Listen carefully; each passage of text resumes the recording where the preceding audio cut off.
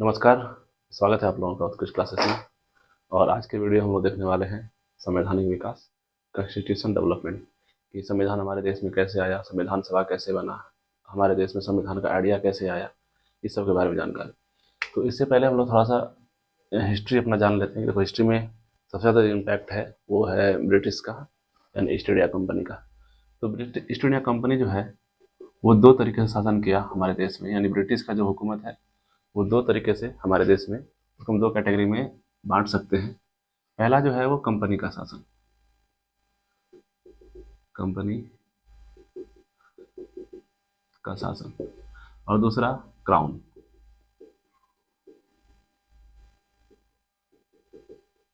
देखो, दो तरीके में कैसे बांट सकते हैं, क्योंकि हम लोग को पता है कि 1857 में विद्रोह होता है, और 1857 के विद्रोह के बाद 1857 का विद्रोह, इस विद्रोह के बाद ईस्ट इंडिया कंपनी से शासन को अपने उसके हाथ से छीन करके क्राउन जो है, वहाँ इंग्लैंड का सरकार जो है वो अपने हाथ में ले लेता है। और उसके बाद से क्या स्टार्ट होता है, क्राउन शासन। ये कब से कब तक रहता है, 1773 से लेकर के 1858 तक, या हम लोग कहते हैं 57 तक, 57 के विद्रोह तक। ये किसका है, कंपनी का रूल, कि यहाँ पर ईस्ट इंडिया कंपनी, कंपनी कौन, ईस्ट इंडिया कंपनी शासन कर रही है।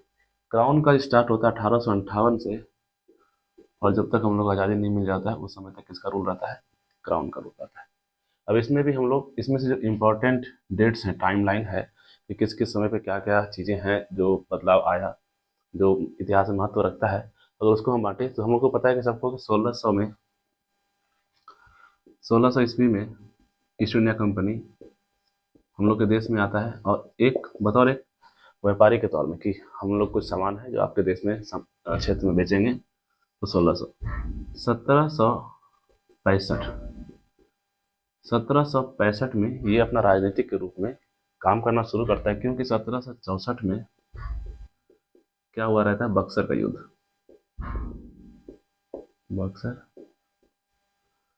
का युद्ध, बक्सर का युद्ध से क्या होता है कि जो दीवानी, मतलब कि जो भी रेवेन्यू वाला सिस्टम है, राजनीतिक सिस्टम, वो किसके हाथ में आता है, अब कंपनी के हाथ में आ गया, और कंपनी यहाँ से क्या करना करता है, शासन स्टार्ट।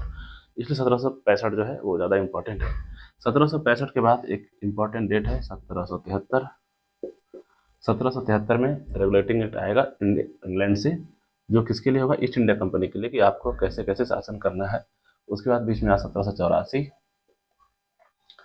फिर 1813, 1833, और एक 1853।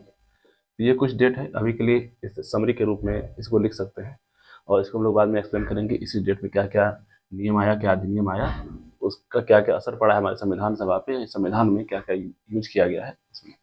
फिर होता है 1857 का विद्रोह, और इस विद्रोह के बाद से क्राउन का शासन स्टार्ट होता है। और इसमें जो इंपॉर्टेंट डेट्स है, पहला तो 1858 में दिख रहा है, 1858, 1861, फिर 1892, फिर 1909, 1919, 1935, और आखिरकार 1947, जब हमारा देश आज़ाद होता है। तो ये सब कुछ कुछ महत्वपूर्ण डेट है। इसको आप लोग चाहें तो कॉपी में लिख सकते हैं, और इसमें हम लोग कुछ कुछ हेडिंग डालते हैं कि इसमें क्या क्या हुआ था। जैसे 1773 में पहला रेगुलेटिंग एक्ट आता है इंग्लैंड से बन करके, जो किसके लिए होता है, रेगुलेटिंग, ये ईस्ट इंडिया कंपनी के लिए होता है, कि आपको कैसे कैसे वहाँ पे काम करना है, और अगर आप सर्वेंट को जो आपके अंदर में एम्प्लॉय काम कर रहे हैं उसको भी सजा भी दे सकते हैं। 1784 इट्स इंडिया एक्ट, 1884 का है चार्टर, चार्टर एक्ट। 1833 ये भी चार्टर एक्ट है, ये भी चार्टर एक्ट। 1858, अब यहाँ से स्टार्ट हो जाता है भारत शासन अधिनियम। एक चीज हम लोग ध्यान रखेंगे कि 1857 के पहले जो है, दो चीज पॉलिटी में हम लोग पहले भी पढ़े हैं, एक होता है केंद्रीकरण,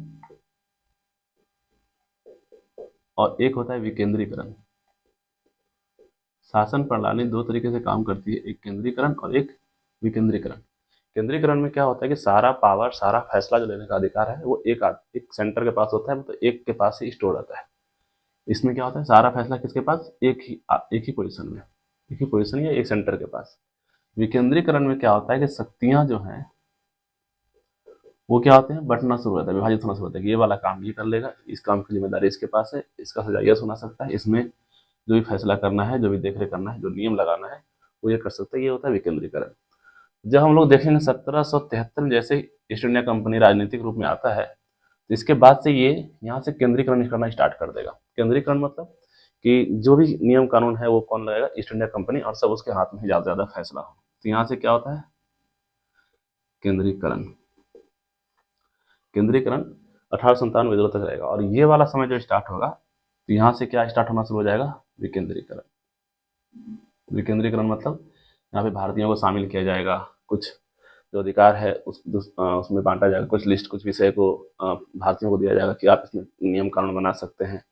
तो इस तरीके से विकेंद्रीकरण, ठीक है। तो इस तरीके से 1861 का नियम आएगा। 1909 तो हम जानते ही हैं, मॉर्लिमेंटो। 1919 का नियम मॉन्टेगू चेम्स फोर्स 1935, ये इंपॉर्टेंट है। इससे लगभग 80% भार जो संविधान का अभी का जिसमें जो हमारा संविधान हम लोग फॉलो करते हैं उसमें 80% जो हिस्सा है वो 1935 से लिया गया है। फिर आता है 1947 का इंडिपेंडेंस एक्ट। ये सब हम लोग देखेंगे आगे। तो हम लोग बारी बारी देखते हैं, कहाँ से स्टार्ट करते हैं। 1773 से जब ईस्ट इंडिया कंपनी लड़ाई करते करते, युद्ध में खर्च करते हुए सेना को पैसा देना, जो उसके एम्प्लॉय हैं उसको पैसा देते देते जब उसको पैसे की कमी आ जाती है, वो कहाँ पहुँच जाता है, इंग्लैंड पहुँचता है। और इंग्लैंड से 1 लाख पाउंड का डिमांड करता है, और इसके बदले में उसको कुछ नियम कानून मानना पड़ता है। वो क्या है, रेगुलेटिंग एक्ट, ठीक है। इसको आगे देखते हैं अभी हम लोग। तो पहला एक्ट आता है 1773 का रेगुलेटिंग एक्ट। हम लोगों ने पहले बताया कि युद्ध करते हुए ईस्ट इंडिया कंपनी का इतना पैसा खत्म हो चुका था कि उसके पास अपने एम्प्लॉयज़ को, अपने सेना को पैसा देने के लिए नहीं था। तो वो पहुंचता है इंग्लैंड में, और वहाँ से 1 लाख पाउंड रुपये चाहिए होता है उसे। तो वो क्या करता है कि 1 लाख पाउंड के बदले में वहाँ की सरकार उसको रेगुलेटिंग एक्ट पास करती है कि उसमें क्या क्या नियम कानून होगा और कैसे कैसे ईस्ट इंडिया कंपनी काम करेगी। देखो, इस समय तक में 1773 तक में बक्सर का युद्ध, प्लासी का युद्ध, ये सब कुछ हो चुका है। और ये वाला पोर्शन हम लोग हिस्ट्री में पढ़ेंगे। अभी के लिए देखते हैं कि देखो, ये पोर्शन मद्रास और कलकत्ता, ये कौन सा है, जो उस समय बम्बई था, ये मद्रास और ये बंगाल। तो ये तीनों हिस्सा में मुख्य तौर पे अंग्रेजों का शासन हो चुका था, ईस्ट इंडिया कंपनी का शासन हो चुका था। और यहाँ का, बम्बई का अपना अलग गवर्नर है, और मद्रास का अपना गवर्नर है, बंगाल का अपना गवर्नर है, सब अपना अपना शासन कर रहा है। और इस समय तक में क्या था, गवर्नर को जो भी समस्या था या जो भी सुझाव चाहिए होता है कि आगे परमिशन लेने के लिए, वो सब गवर्नर जो भी समस्या होता है वो डायरेक्ट कहाँ कॉन्टेक्ट करता है, जो इंग्लैंड में बैठा हुआ सरकार है, जो वहाँ का राजा लोग है, वहाँ का जो सरकार चल रहा है, पार्लियामेंट, वहाँ पे डायरेक्ट बम्बई गवर्नर पहुँचता है, मद्रास गवर्नर और बंगाल गवर्नर। इससे क्या हो रहा है कि उसमें वहाँ बर्डन भी ज़्यादा हो रहा है कि कुछ भी समस्या हो रहा है वो डायरेक्ट कहाँ पहुँच जा रहा है, इंग्लैंड, और उसमें डिले भी हो रहा है, यानी लेट भी हो रहा है कुछ फैसला देने में। तो रेगुलेटिंग एक्ट 1773 में क्या होता है कि जो बम्बई और मद्रास का गवर्नर है, सबसे पहले तो बंगाल का जो गवर्नर है, बंगाल का गवर्नर, अब क्या हो जाएगा, ये गवर्नर जनरल बन जाएगा, गवर्नर जनरल ऑफ बंगाल। यानी इसे अब हम लोग बंगाल का गवर्नर जनरल कहेंगे। जो गवर्नर, बंगाल का जो गवर्नर था उसे हम लोग अब बंगाल का गवर्नर जनरल कहा जाएगा। और जो भी मद्रास और बम्बई का जो गवर्नर है, ये दोनों अब किसके अंडर में काम करेगा, ये गवर्नर जनरल ऑफ बंगाल, यानी बंगाल का जो गवर्नर जनरल होगा उसके अंडर में काम करेगा मद्रास और बम्बई के गवर्नर। यानी इसको कुछ भी परमिशन लेना हो तो किससे ले सकता है, direct governor general of Bengal से। और इसमें से एक सवाल आएगा कि पहला गवर्नर जनरल कौन था। पहला गवर्नर जनरल है वॉरेन हेस्टिंग। पहला गवर्नर जनरल कौन है, वॉरेन हेस्टिंग।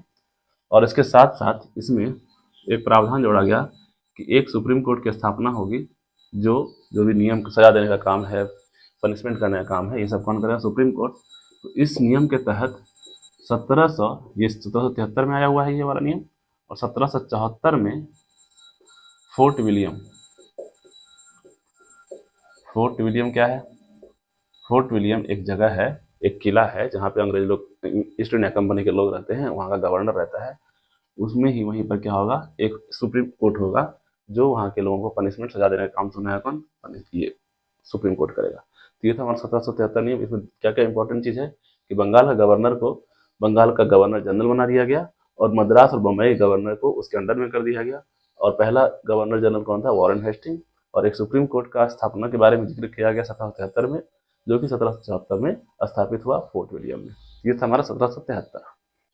अब देखो सुप्रीम कोर्ट आ गया है कि जो भी सजा देने वाला काम है, पनिशमेंट करने वाला काम है, वो कौन काम करेगा, सुप्रीम कोर्ट काम करेगा। और साथ ही साथ एक गवर्नर जनरल हो गया है जो अभी तक दोनों मामला देख रहा है, चाहे वो राजनीतिक मामला हो, व्यापारिक मामला, कुछ मामला हो रहा है तो दोनों देखा। लेकिन ये दोनों में क्या हो जाता है, आपस में मतभेद हो जाता है। मान लो गवर्नर जनरल ने कोई रूल या कुछ नियम बना करके आगे पास किया और सुप्रीम कोर्ट के जज जो है वो क्या कर देते थे, खारिज कर देते। तो इस चीज़ को सॉल्व करने के लिए जो राजनीतिक मामला है, कि जो राजनीतिक मामला होगा और जो व्यापारिक मामला होगा, उस दोनों के लिए अलग अलग एक ग्रुप बना दिया गया कि जो भी राजनीतिक मामला होगा और जो व्यापारिक मामला है उसके लिए अलग अलग ग्रुप काम करेगा। तो इस नियम जो आया उसके बाद उसको कहते हैं पिट्स, हिंदी में लिखते हैं पिट्स इंडिया एक्ट। ये कब आया, 1784। 1784 में पिट्स इंडिया एक्ट आता है। इसका आने का वजह ये था कि इस समय तक में सुप्रीम कोर्ट और गवर्नर जनरल का भी आपस में मतभेद हो रहा था। इस मतभेद को सॉल्व करने के लिए, ताकि ये जो राजनीतिक मामला है, व्यापारिक मामला आपस में उलझ नहीं जाए, इस दोनों को सॉल्व करने के लिए एक अलग संगठन बनाया गया। राजनीतिक मामला के लिए एक बोर्ड ऑफ नियंत्रक और निर्देशक, इंग्लिश में बोलते हैं इसको बोर्ड ऑफ कंट्रोलर, इसको बोलते हैं बोर्ड ऑफ डायरेक्टर। ये दोनों का काम क्या है कि जो भी व्यापारिक मामला आएगा कि कंपनी कैसे काम करेगी, कितना टैक्स लगना चाहिए, कहाँ बेचना है सामान, कहाँ से खरीदना है सामान, ये सब मामला कौन देखेगा, निर्देशक का जो ग्रुप है यानी बोर्ड ऑफ डायरेक्टर्स जो है वो फैसला करेगा। और अगर राजनीतिक मामला है कितना किसको टैक्स देना होगा ज़मीन पे फसल करने के लिए, या फिर किसको क्या पनिशमेंट करना है, कहाँ युद्ध लड़ना है नहीं लड़ना है, इस मामले के लिए क्या होगा, बोर्ड ऑफ कंट्रोलर होगा। इसके साथ ही साथ इसमें एक ये तो दो चीज़ आ गया इसमें कि राजनीतिक और व्यापारिक मामले के लिए अलग कर दिया गया। इसके साथ ही जो ईस्ट इंडिया कंपनी का अधिकार क्षेत्र था, जहाँ तक उसने कब्जा किया हुआ था, जो क्षेत्र था, उस क्षेत्र को अब ब्रिटिश पोजीशन, मतलब कि ब्रिटिश अधिकार अधिकृत क्षेत्र कहा जाएगा। यानी कि अभी वहाँ पे ईस्ट इंडिया कंपनी का क्षेत्र का नाम हो रहा था कि जो भी तो युद्ध करके जीत रहा है, तो अभी तक जो भी ईस्ट इंडिया कंपनी जीत रहा था वो तो अपना घर क्षेत्र जितना भी जीता हुआ था, युद्ध करके जीता हो या उसे पनिशमेंट के तौर पे जीता हो, या फिर जिस तरीके से भी जीता हो, कोई क्षेत्र को अपने में कब्जा किया हो, उसको पहले ईस्ट इंडिया कंपनी अपना क्षेत्र मानती थी। लेकिन पिट्स इंडिया एक्ट के तहत कहा गया कि जो भी ईस्ट इंडिया कंपनी क्षेत्र है वो क्या कहा जाएगा, ब्रिटिश अधिकृत क्षेत्र। इसका मतलब साफ था कि ब्रिटिश जो है वो आगे चल के क्या करने वाला था कि जो क्षेत्र जितना भी है उस ब्रिटिश अपना हुकूमत करने वाला था। और ये साफ कब जिक्र हो रहा था, ये कब दिखना शुरू हो गया, पिट्स इंडिया एक्ट 1784। इसके बाद एक एक्ट आता है 1813। 1813 के एक्ट में, इसके बाद आता है चार्टर एक्ट 1813। Charter act 1813। अब इस समय तक क्या हो गया है कि इस समय तक औद्योगिक क्रांति, जब हम लोग हिस्ट्री पढ़ेंगे फिर से देखेंगे औद्योगिक क्रांति क्या है। औद्योगिक क्रांति वैसे होता क्या है कि बहुत सारे फैक्ट्री का आ जाना, फैक्ट्री लग जाना, मशीनों का आविष्कार हो जाना, ये सब औद्योगिक क्रांति होता है। तो इंग्लैंड में इस समय तक बहुत सारा औद्योगिक क्रांति हो चुका है और बहुत सारी कंपनियां बन गई है और वो अपने आसपास यूरोप के जितने भी क्षेत्र हैं उसमें पूरा फैल चुका है और अपना बिजनेस कर रहा है। लेकिन उसी समय में जो फ्रांस का राजा है नेपोलियन, वो क्या करता है कि युद्ध करके जितना भी इंग्लैंड का कंपनी था उस सबको वहाँ से यूरोप से बाहर कर देता है और सारी कंपनी वापस कहाँ पहुँच जाता है, इंग्लैंड में। और वहाँ से सरकार से दबाव बनाना शुरू करता है कि जो ईस्ट इंडिया कंपनी भारत में अकेले व्यापार कर रही है वहाँ पे हमें भी व्यापार करने का अधिकार मिले, तब तक समय आ चुका होता है कि 20 साल बाद। चार्टर एक्ट जो है वो हमेशा 20-20 साल में आता है। तो 1813 में चार्टर एक्ट आने वाला था और वहाँ पे ये कहा जाता है कि वहाँ ये जो एक्ट आया है ये वहाँ के व्यापारियों के दबाव से संसद में पास किया गया ये एक्ट है, चार्टर एक्ट। अब देखो इसमें होता क्या है कि कंपनियां इंग्लैंड में वापस आ गई है और साथ ही साथ बहुत सारी कंपनियां जिसको अपना व्यापार करना है। तो चार्टर एक्ट में ईस्ट इंडिया कंपनी का जो एकाधिकार है, एकाधिकार मतलब होता है कि देखो एकाधिकार, एकाधिकार क्या है, ईस्ट इंडिया कंपनी जो भारत आई थी 1600 ईस्वी में, वो वहाँ की महारानी क्वीन एलिजाबेथ के एक पत्र के कारण कि ये वाला हिस्सा जो है केवल ईस्ट इंडिया कंपनी ही काम करेगा, यानी कि भारत वाले हिस्से में केवल ईस्ट इंडिया कंपनी व्यापार कर सकता है, वहाँ पे कोई भी और भी इंग्लैंड की कंपनी नहीं जाएगी। इस पत्र के साथ था कि वहाँ इसलिए वहाँ पे और भी कोई इंग्लैंड की कंपनी उस समय तक नहीं आई। लेकिन 1813 तक में क्या है, बहुत सारा कंपनियां बन चुकी है, औद्योगिक क्रांति हो चुका है, तो उनको अपना व्यापार करने के लिए जगह चाहिए। तो क्या होता है, एकाधिकार जो है आंशिक रूप से समाप्त किया जाता है। कहा जाता है इस अधिनियम के तहत कि अब ईस्ट इंडिया कंपनी केवल भारत में नहीं और भी कंपनियां इंग्लैंड की आकर के भारत में व्यापार कर सकती है। और इसमें से दो चीज को जो है संरक्षित रखा गया ईस्ट इंडिया कंपनी के लिए, चीन के साथ व्यापार और चाय का व्यापार। चीन और चाय दो चीज को छोड़ करके जो सारा जो चीजें बचा वो उसमें क्या है, अब जो इंग्लैंड की कंपनियां हैं वो भी आके भारत में व्यापार कर सकती है। तो 1813 में क्या हो गया, एकाधिकार आंशिक रूप से समाप्त हो गया। उसके बाद इसमें एक चीज और दिया जाता है कि 1,00,000 रुपए जो है, 1,00,000 रुपए ईस्ट इंडिया कंपनी किस पे खर्च करेगी, शिक्षा पे खर्च करेगी। ठीक है, शिक्षा पे खर्च करना क्यों जरूरी है, क्योंकि जब तक वो उस भाषा में लोग पढ़ेंगे नहीं और अंग्रेजी नहीं पढ़ेंगे, अंग्रेजी जानेंगे नहीं, तो उसका व्यापार कैसे करेंगे, उसका व्यापार को हैंडल कैसे करेंगे। तो उसके लेखा जोखा के कलर के लिए 1,00,000 रुपए का शिक्षा राशि दिया गया। और साथ ही साथ ईसाई धर्म का प्रचार, ईसाई धर्म का प्रचार को आगे बढ़ाने के लिए भी ईस्ट इंडिया कंपनी को ऑर्डर दिया गया कि आप ईसाई धर्म का प्रचार करें। ये सब करना क्यों जरूरी है, क्योंकि ये सब माहौल बनाया जा रहा है ताकि जो कंपनियां आ रही हैं उसका व्यापार बढ़े। ईसाई धर्म के प्रचार से क्या तात्पर्य है, तो क्या होता है कि एक ही होता है संस्कृति और एक होता है धर्म। ये दोनों अलग अलग चीजें। संस्कृति हम लोग क्या पहनते हैं, क्या खाते हैं, कैसे रहते हैं, क्या क्या करते हैं दिनचर्या में, वो संस्कृति है। धर्म क्या है, धर्म हमारा तौर तरीका, पूजा पाठ की, भगवान को मानते हैं, ये सब। तो संस्कृति धर्म हमारा हमेशा नहीं चलता। हम लोग जब पर्व त्यौहार आता है उसी समय पर हम लोग धर्म का याद आता है, उसी धर्म को फॉलो करते हैं। संस्कृति हम लोग के जीवन में हमेशा रहता है। संस्कृति मतलब क्या पहनना है, क्या खाना है, कैसे रहना है, क्या नहीं खाना, क्या क्या होना चाहिए, क्या नहीं होना चाहिए, ये सब चीज़ें। अगर ईसाई धर्म का प्रचार होगा तो वहाँ की संस्कृति फैलेगी और हम लोग फिर वहाँ पर से जो धोती कुर्ता हम लोग पहले पहनते थे उसमें किस में आ जाएंगे, pant shirt jeans belt tie, इसमें आएंगे। और इसके साथ साथ क्या हो जाएगा, उसके कंपनियों का प्रचार होगा और उसके कंपनी का जो जो भी उन्होंने प्रोडक्ट्स सेल करना है, जैसे जूता सेल करना हो, बेल्ट सेल करना हो, घड़ी सेल करना है, ये सब क्या होगा, उनका बिक्री होगा। इसलिए ईसाई धर्म का प्रचार, शिक्षा का प्रचार चार्टर एक्ट 1813 में किया गया। अब इस यहाँ से अगर आंशिक रूप से है तो कभी ना कभी जाकर के आगे पूर्णतः समाप्त होगा। तो पूर्णतः समाप्त हो जाता है 1833 में। ईस्ट इंडिया कंपनी का पूरी तरीके से जो एकाधिकार रहता है कि भारत में हम व्यापार करेंगे, वो क्या होता है, समाप्त हो जाता है। अगला जो चार्टर एक्ट 20 साल बाद आने वाला है, ये है 1833 का। और इसमें पहला पॉइंट ही होगा कि ईस्ट इंडिया कंपनी का एकाधिकार पूर्णतः समाप्त। पहला तो ये। दूसरा, अब क्या होता है, यहाँ पर से जो हम केंद्रीकरण की बात कर रहे थे, केंद्रीकरण का शुरुआत 1833 के नियम से होता है। अब ये कैसे होता है, हम पहले बताए थे कि मद्रास एक एरिया है, एक महाराष्ट्र एक एरिया है और एक है बंगाल, जहाँ पे तीनों ज़्यादा मुख्य तौर से ईस्ट इंडिया कंपनी का शासन है। यहाँ का अपना गवर्नर, यहाँ का अपना गवर्नर, यहाँ का गवर्नर जनरल ऑफ बंगाल है अभी तक। अब क्या होता है कि यहाँ का जो नियम कानून बनाने का प्रक्रिया है वो इससे छीन करके किसको दे दिया जाता है, गवर्नर ऑफ बंगाल को। इसका मतलब क्या हुआ कि इसके पास जो पावर था बनाने का मद्रास मुंबई को, अब वो कहाँ पहुंच गया, बंगाल के पास। यानी कि शक्ति क्या हो रहा है, एक जगह सीमित हो रहा है। जैसे ही एक शक्ति एक जगह सीमित होता है, उसी प्रक्रिया को क्या कहते हैं, केंद्रीकरण। तो यहाँ से केंद्रीकरण का शुरुआत होता है। और साथ ही साथ हम लोग देखे थे कि 1773 में गवर्नर बंगाल के गवर्नर को गवर्नर जनरल ऑफ बंगाल बनाया गया था। तो इस 1833 के नियम के तहत जो गवर्नर जनरल ऑफ बंगाल है,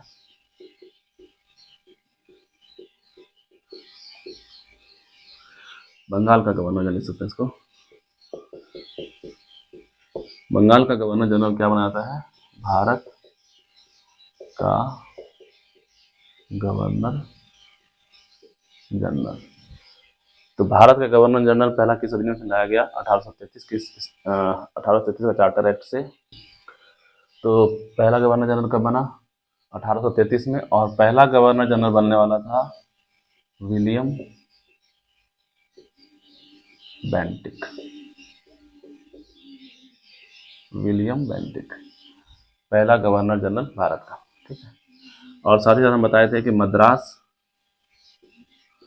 और मुंबई, इसका जो विधायी शक्ति है, जो कानून बनाने का शक्ति है, इसको हटा दिया गया कि अब ये लोग नियम कानून नहीं बना सकते, जो नियम कानून बन के आएगा वही फॉलो करना होगा इन सबको। और साथ ही साथ यहाँ पर एग्जाम, ओपन कंपटीशन एग्जाम यानी प्रतियोगिता परीक्षा,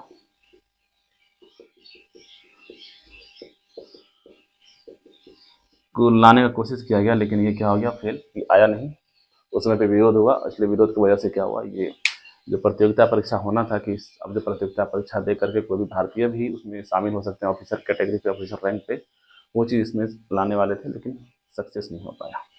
और साथ ही साथ इसमें एक और नियम लाया गया, विधि आयोग। विधि आयोग का काम क्या है कि उस समय पे हिंदू लोगों का अपना एक नियम था, मुस्लिम लोगों का अपना नियम कानून चलता था, उसको कोडिफाई करना कि जो हिंदू लोग होंगे उसको हिंदू नियम के तहत, हिंदू के धर्म के अनुसार उसको सजा सुनाया जाएगा, और मुस्लिम लोगों को मुस्लिम के अनुसार सजा सुनाएगा। ये विधि आयोग का काम था, ठीक है। तो ये था हमारा 1833। इसके बाद आता है 1853। अब आता है 1853 का दिन, 53 चार्टर एक्ट 1853। अब देखो हम लोग देखे थे 1833 में प्रतियोगिता परीक्षा लाने का कोशिश किया गया था, लेकिन वहाँ पे अंग्रेजों के ही विरोध के द्वारा, कि अंग्रेज ही नहीं चाहते थे कि ऐसा कुछ एग्जाम हो और भारतीय हमारे बराबर बैठे, तो उसे हटा दिया जाता है। तो इसमें क्या होगा, सबसे पहले प्रतियोगिता परीक्षा लाया जाता है,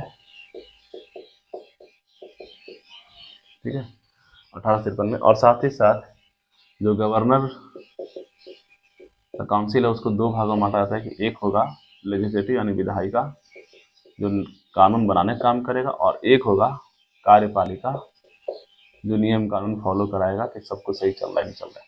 तो यहीं से शुरुआत हो जाता है कि अब ये दो बॉडी हो गया। इसका मतलब जो विधायिका वाला चीज़ है वो क्या होगा, संसद की तरह काम करेगा। कि संसद का काम क्या होता है मेनली, कि नियम कानून बनाना, तो क्या हो जाएगा, विधायिका और संसद का काम करेगा, और कार्यपालिका जैसे पुलिस, डीएम, ये सब काम करेगा।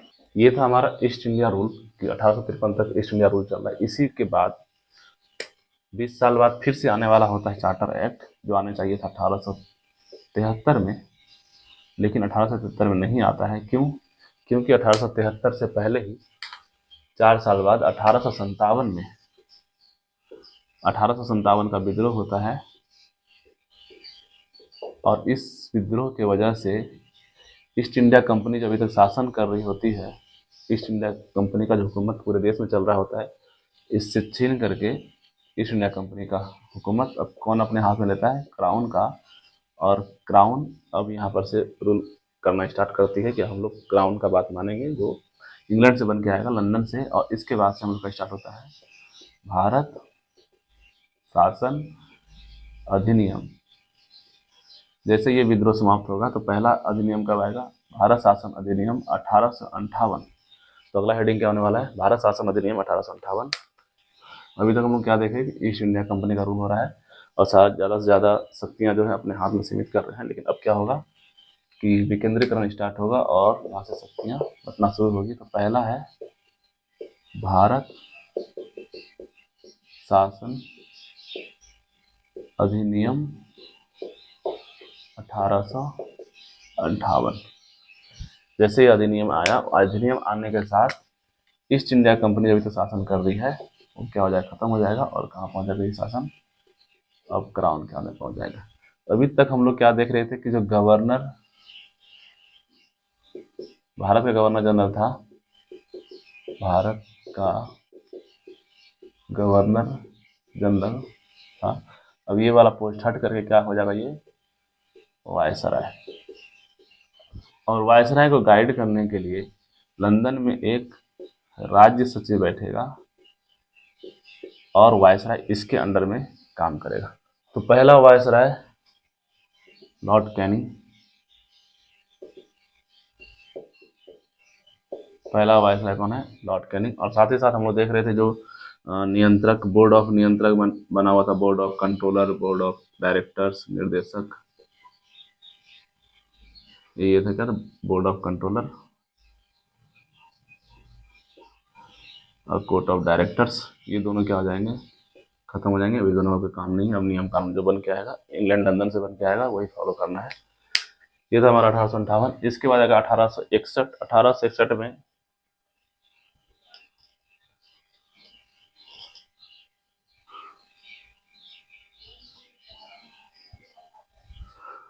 इसका अगला अधिनियम है 1861, भारत शासन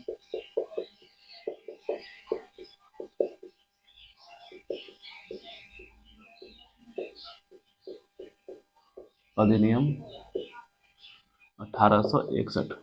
हम क्या बोले थे कि जब भी अब क्राउन्स का रूल स्टार्ट होगा तो विकेंद्रीकरण शुरुआत होगा, यानी कि शक्तियों का बंटवारा होगा कि ये शक्तियाँ आपस में करेंगे। हम लोगों ने देखा था कि मद्रास और बम्बई से शक्ति छीन करके, यानी कि आप अपने नियम कानून नहीं बना सकते हैं, मुंबई से छीन करके किसको दे दिया गया था, इससे विधायी शक्ति हटा दिया गया था। तो अब ये क्या करेगा, इसको रिस्टोर कर देगा कि अब जो है मद्रास और बम्बई, बम्बई क्या होगा, इसके पास विधायी शक्ति आ गई कि अब ये लोग अपने क्षेत्र में नियम कानून बनाएंगे, रूल रेगुलेशन लागू कर सकते हैं, ठीक है। ये मद्रास का होता है। उसके बाद इसके बाद एक और सिस्टम यहाँ पे स्टार्ट होता है, पोर्टफोलियो सिस्टम। पोर्टफोलियो व्यवस्था, पोर्टफोलियो सिस्टम या विभागीय प्रणाली। अब ये क्या होता है, ये पोर्टफोलियो सिस्टम या विभागीय प्रणाली मतलब होता है कि जैसे मान लो गृह मंत्रालय, रक्षा मंत्रालय क्या है, रक्षा मंत्रालय का अपना काम है रक्षा के बारे में, शिक्षा मंत्रालय शिक्षा के बारे में, कृषि मंत्रालय कृषि के बारे में देखेगा। तो उस सिस्टम कहाँ से स्टार्ट हो जाता है, 1861 के अधिनियम से। और साथ ही साथ यहाँ पर आईपीसी जो अभी हम लोग देखते हैं वो आता है, और साथ ही इसके साथ हाई कोर्ट जो है, तीनों में 3 हाई कोर्ट यहाँ पर से स्टेब्लिश होता है, एक मद्रास, एक मुंबई और एक बंगाल। 3 हाई कोर्ट लाया जाता है 1861 अधिनियम के तहत। ये था हमारा 1861। इसके बाद आता है 1909 मॉर्लेमेंटो सुधार, क्या इसको हिंदी में बोले, इंडियन काउंसिल एक्ट 1892। इसमें 2 चीज होता है कि बजट पर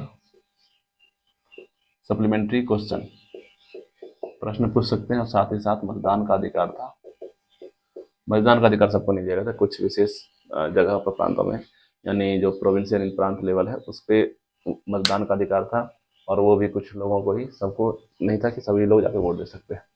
तो जो भी लोकल एरिया में जो चुनाव हो रहा है उसमें जाकर कौन मतदान दे सकते हैं, वहाँ के लोग जो पढ़े लिखे हैं, शिक्षित हैं, अंग्रेजों के अनुसार वहाँ पे वोट दे सकते हैं। इसके बाद 1909